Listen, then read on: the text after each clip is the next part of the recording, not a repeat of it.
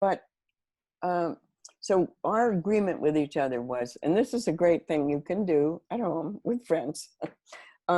We said, okay, Ram Dass particularly, who's written tons of books and so on, has he has said everything there is to say about death and dying over and over.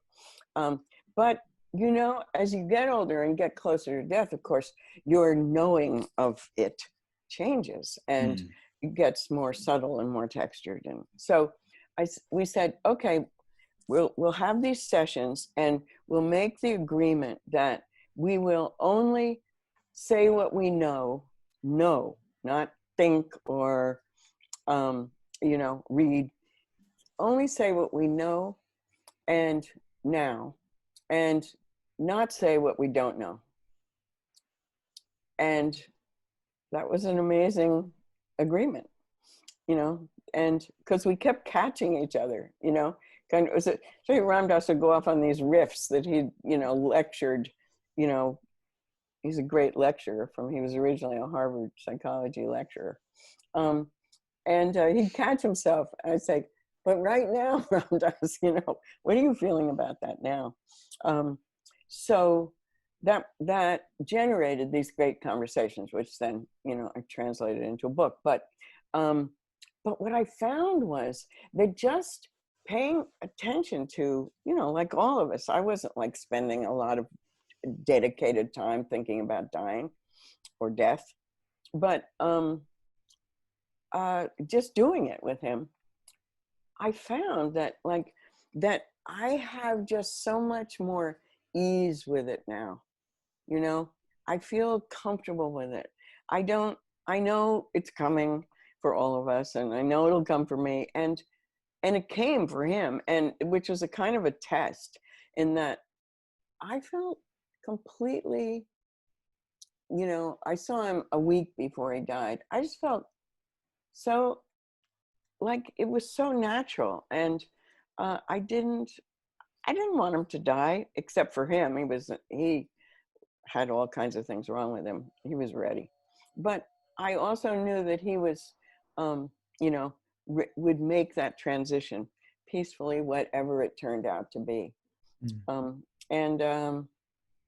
He said that he believes that when you die, your soul goes on, and you go to a place where you meet others who you have been through a lot with in different lifetimes, and that maybe in this last life and maybe other times, and which is kind of, you know, it resonates with that feeling you sometimes have when you meet someone and, you know, or you had an experience with someone and it's like you already know them in a way that, so anyhow, he says, then you go into what he calls your soul pod.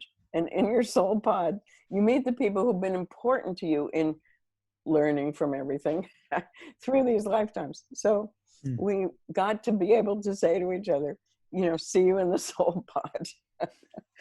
But in the house in Hawaii, yeah. But yeah, it really changed things for me. And so now I guess my basic message, other than like thinking through a lot of the aspects of it, like fear and love and mourning and grieving and so on, is that just become more familiar with it. Let yourself have conversations with some people. Like just spend some time when you're out for a walk by yourself, you know, just bringing up death or dying and then just seeing what arises as you do that. It's really a good thing to do. You said something really the other day that really struck me in the moment, that death is always happening, right? Like death is always happening. And yet we almost go out of our way to not acknowledge that. Yeah. And that was really powerful. I thought, oh, right, it's always been happening, right? And we entertain the idea that it's not going to happen to anyone I know or myself. And yet since the beginning Yeah. of life, there's been also death on the other side of that.